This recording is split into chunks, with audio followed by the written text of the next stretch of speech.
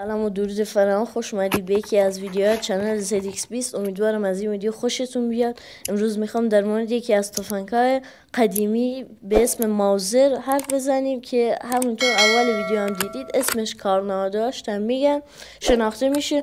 برای دوران جنگ جهانی اول این تفنگ توسط برادران ویلهام و پاول ماورس در سال 1874 تأسیس شد.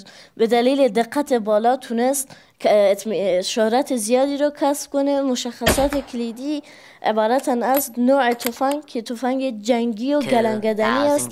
خاستگاه آلمان. تاریخچه خدمت 1898 تا 1940. طول 125 سانتی متر یا 49 اینچ. کالیبر 7.92 میلیمتر.